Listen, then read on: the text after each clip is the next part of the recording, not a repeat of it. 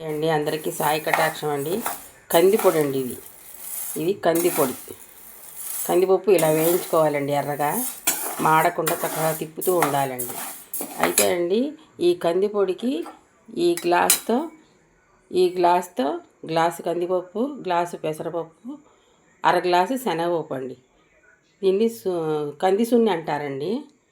అయితే అండి దీనికి తగ్గ మిరపకాయలండి ఇవి కప్పు మిరపకాయలు వేసేసుకోవాలి. లాస్ట్లో వేసేసుకుని తిప్పాలండి కాసేపు 5 నిమిషాలు తిప్పాక చక్కగా ఎర్రగా వేగాక గలగలలాడుతూ తర్వాత ఉప్పు అండి. ఇగో చూసారుగా ఈ మూతలో పెట్టా. ఉప్పు ఇంత వేసుకుంటే సరిపోతుందండి. ఉప్పు కూడా కాసేపు వేడెక్కేదాకా తిప్పాలి. దాంట్లో వేసి జీలకర్ర, ఇష్టమైతే ఇంగువ, లేకపోతే వెల్లుల్లిపాయలు వేసుకోవచ్చండి. చాలా బాగుంటుందండి సున్నిది. పెళ్ళిళ్ళల్లో చేస్తారండి ఈ సున్నిని. చక్కగా ఎర్రగా వేయించుకోవాలండి. పప్పు నిదానంగా సన్నమంట పెట్టి వేయించుకుంటే ఇట్లా వేగుతుందండి ఎర్రగా. చూసారా ఎంత చక్కగా వేగిందో ఎర్రగా పప్పు అట్లా వేగుతుందండి. పొడి కొట్టాక మీకు మళ్ళీ నేను చూపిస్తానండి. చూసారు కదండి ఇంత ఎర్రగా వేగింది.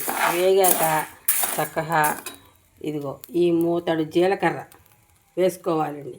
అది కూడా చివరిలో 5 నిమిషాలు దింపుతానంగా వేసుకోవాలి. తర్వాత ఇంగువ అండి. మీకు ఎంత నచ్చితే అంత ఇంగువ, లేకపోతే వెల్లుల్లిపాయలు వేసుకోండి. మేమైతే ఇంగువ వేసుకుంటామండి. అదండి ఇదిగోండి కందిపొడి. ఇది మిక్సీ పెట్టాక ఇట్లా చక్కగా మెత్తగా వచ్చింది చక్క. ఇది కూడా చక్కగా వేడివేడి అన్నంలో శనగ నూనె వేసుకుని తింటే చాలా బాగుంటుందండి.